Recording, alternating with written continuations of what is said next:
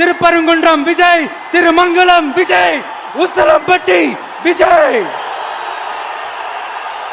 সিংহ কেবল শিকারের জন্য বেরিয়ে আসে, বিনোদনের জন্য নয়।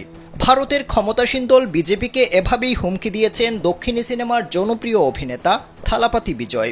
সিনেমার মতো রাজনীতিতেও রীতিমতো বাজিমাত করে ফেলেছেন এই অভিনেতা। ভারতের ক্ষমতাসীন দল বিজেপিকে আদর্শিক শত্রু আখ্যা দিয়ে রীতিমতো আলোড়ন সৃষ্টি করেছেন তিনি। সমালোচনা উপেক্ষা করে মুসলমানদের বিভিন্ন অনুষ্ঠানেও উপস্থিত হতে দেখা গেছে এই অভিনেতাকে। 2026ல 2 பேருக்கு நடுவுல தான் போட்டியே। তিনি তামিলাগা ভেত্রি কাজাগাম বা টিভিকে নামে একটি দল গঠন করেছেন। 2026 সালের তামিলনাড়ু বিধানসভা নির্বাচনে লড়বে তার দল। সবার ভরসা মা, আর মায়ের ভরসা এসিআই এরোসল। 50 বছরেরও বেশি সময় ধরে পরিবারের সুরক্ষায়। ACI Aerosol।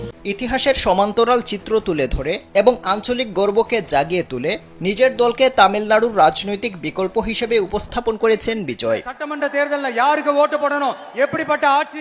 ভারতীয় গণমাধ্যম জানিয়েছে, দলের দ্বিতীয় রাজ্য সম্মেলনে বক্তৃতা দেওয়ার সময় অভিনেতা ও রাজনীতিবিদ থালাপাতি বিজয় টিভিকের প্রতি সমর্থন আদায়ে প্রতীকবাদ, তীক্ষ্ণ রাজনৈতিক বার্তা এবং আবেগপূর্ণ আবেদন ব্যবহার করেছেন।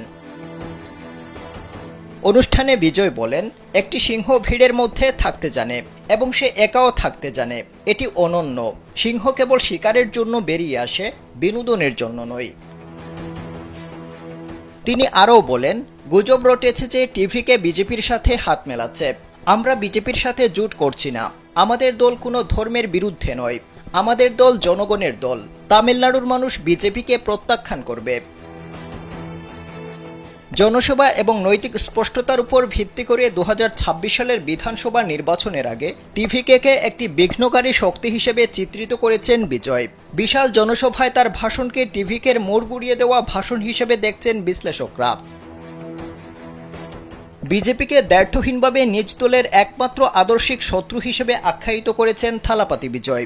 আর টিভিকের প্ল্যাটফর্মকে অভিহিত করেছেন বিজেপির জনবিরোধী নীতি এবং কেন্দ্রীভূত শাসন মডেল বলে। বিজেপির বিরুদ্ধে তামিলনাড়ুর নির্দিষ্ট সাংস্কৃতিক ও আর্থসামাজিক বাস্তবতা উপেক্ষা করার অভিযোগ করেছেন এই অভিনেতা। এছাড়া ভারতের প্রধানমন্ত্রী নরেন্দ্র মোদীকে সরাসরি চ্যালেঞ্জ জানিয়ে তিনি বলেন, এনইটি বাতিল করুন। আপনি কি এটা বাতিল করতে পারবেন নরেন্দ্র মোদী আগারওয়াল?